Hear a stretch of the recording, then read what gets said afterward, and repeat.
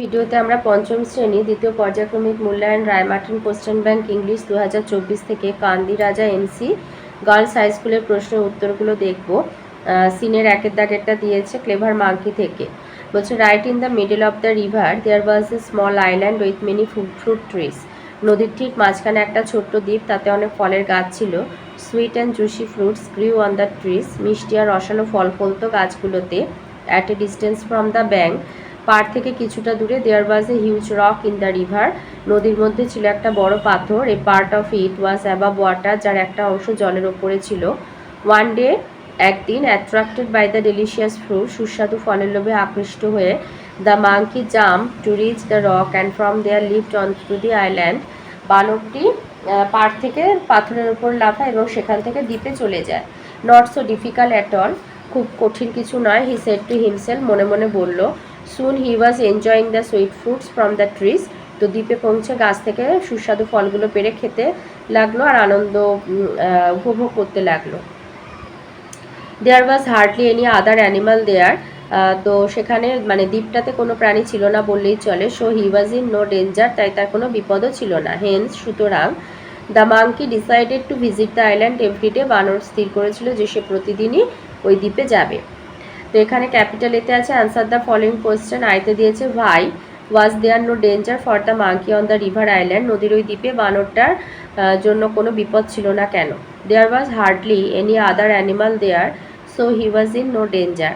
সেখানে কোনো প্রাণী ছিল না বললে চলে, তাই তার কোনো বিপদ ছিল না। Number 2, what was so attractive to the monkey. বানরটার কাছে মানে আকর্ষিত ছিল কি, কোনটা বেশি? Sweet and juicy fruits were so attractive to the monkey. মিষ্টি এবং রসালো ফলগুলো ছিল সবথেকে বেশি আকর্ষণের। বিতে দিয়েছে ক্যাপিটাল বিতে রাইট টি ফর ট্রু আর এ ফর ফলস স্টেটমেন্ট। আইতে বলেছে the monkey jumped directly from the river bank to the island. বলছে একদম নদীর পাড় থেকে সোজা দ্বীপে লাফ মেরেছিল, তো এটা false. Number 2, the monkey decided to visit the island every day. বানর স্থির করেছিল যে সে প্রতিদিন ওই দ্বীপে যাবে, এটা ট্রু। সিতে দিয়েছে fill in the blank with the word from the text which mean. আইতে আছে piece of land surrounded by water, একটা ছোট ভূমি যার চারিদিকে জল, আইল্যান্ড, দ্বীপ। আনসিনে আসি। নাম্বার 2, আনসিনেতে বাটারফ্লাইয়ের ওপর একটা দিয়েছে। বলছে বাটারফ্লাইজ, বাটারফ্লাইজ মানে হচ্ছে প্রজাপতিরা। Are some of the most interesting insect on the planet Earth, পৃথিবী গ্রহের মানে বেশ আর কি কী বলবো আকর্ষণীয় কিছু পতঙ্গ আর কি। দেয়ার আর মোর দ্যান 17 মানে 17,000 মানে হাজার, 17,000, মোর দ্যান 17,000-এরও বেশি ডিফারেন্ট কাইন্ড অফ বাটারফ্লাইস আছে। হ্যাঁ, 17,000-এরও বেশি ধরনের প্রজাপতি দেখা যায় আমাদের এই পৃথিবীতে। Butterflies come in all shapes and sizes, নানা আকার এবং প্রায় সব আকার এবং আকৃতির প্রজাপতি দেখতে পাওয়া যায়। Butterflies go through 4 main stages of life, এদের জীবনে 4টে ধাপ আছে। The first stage is the egg stage followed by the larva stage. প্রথম দশা হচ্ছে ডিম, তারপরেরটা হচ্ছে larva. As a larva are caterpillar, তাহলে প্রজাপতির লার্ভা যেটা সেটা হলো ক্যাটারপিলার, মানে আমরা যেটাকে শুঁয়োপোকা বলি। হ্যাঁ, ওটা তাহলে প্রজাপতির লার্ভা। দ্য ফিউচার বাটারফ্লাই মানে ভবিষ্যতে যে প্রজাপতি হবে, it's as much as possible. তো এই ক্যাটারপিলার দশা যখন থাকে শুঁয়োপোকা স্তরে, তখন ওরা যতটা পারে আর কি বেশি বেশি খায়।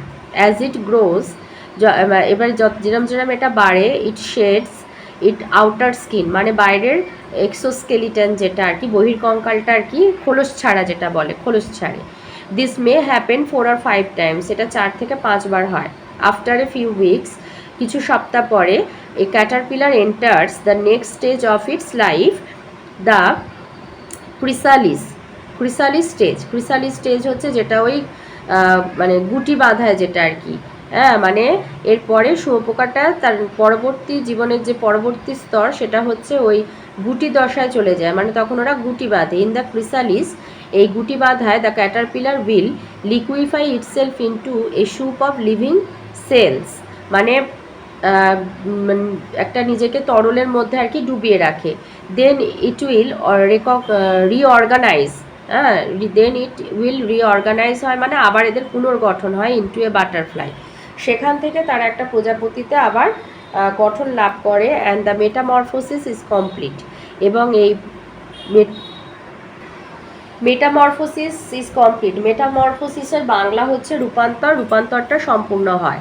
In later parts of the chrysalis, stage মানে গুটির আর কি পরবর্তী শেষের পরের দশায় you can see the forming butterfly through the chrysalis, মানে গুটি থেকে একটা প্রজাপতি বেরিয়ে আসতে দেখা যায়।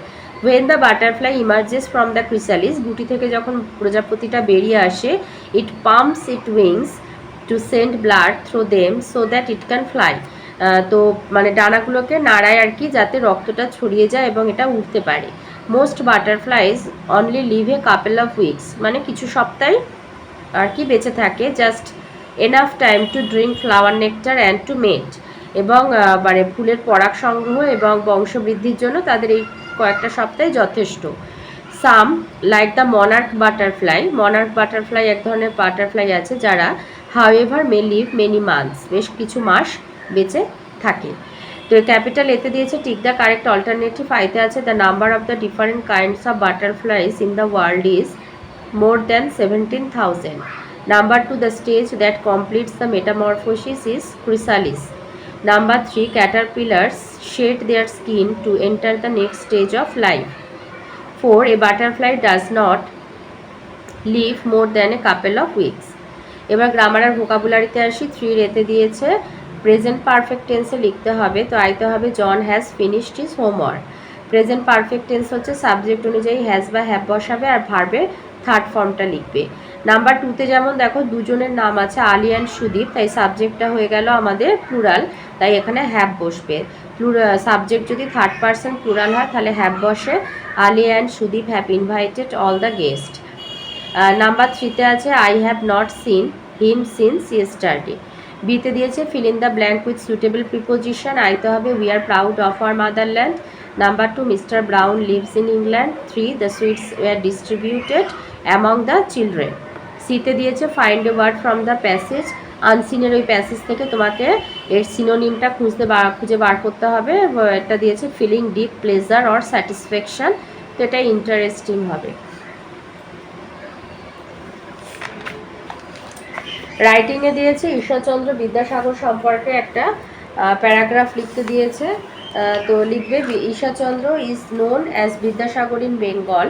ঈশ্বরচন্দ্র বিদ্যাসাগর নামে বাংলায় পরিচিত। He was born at Birsingha in 1820 in মেদিনীপুরের বীরসিংহতে 1820 সালে জন্মগ্রহণ করেন। His father was Thakurdas Bandyopadhyay and Shrimati Bhagabati Debi was mother. বাবার নাম ঠাকুরদাস বন্দ্যোপাধ্যায়, মা ভগবতী দেবী।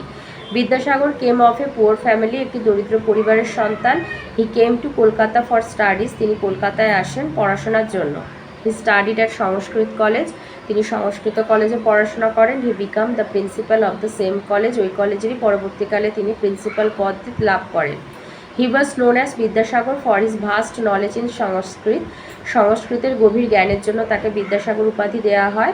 হি হ্যাড এ গ্রেট হার্ট, তার খুব বড় মন ছিল আর কি। He did much for the spread of education, তিনি শিক্ষা বিস্তারের জন্য অনেক কিছু করেছিলেন। He did many social reform, তিনি অনেক সমাজ সংস্কার করেছিলেন। ওই বিধবা বিবাহের প্রচলন এগুলো। হি স্টার্টেড উইডো ম্যারেজ, বিধবা বিবাহ প্রচলন করেছিলেন। He wrote books for children and grown আপস, ছোট বড় সবার জন্য বই লিখেছেন। হি ট্রান্সলেটেড সেভারাল সংস্কৃত বুকস ইন্টু বেঙ্গলি, তিনি অনেক সংস্কৃত বই বাংলায় অনুবাদ করেছেন। This great man died in 1891।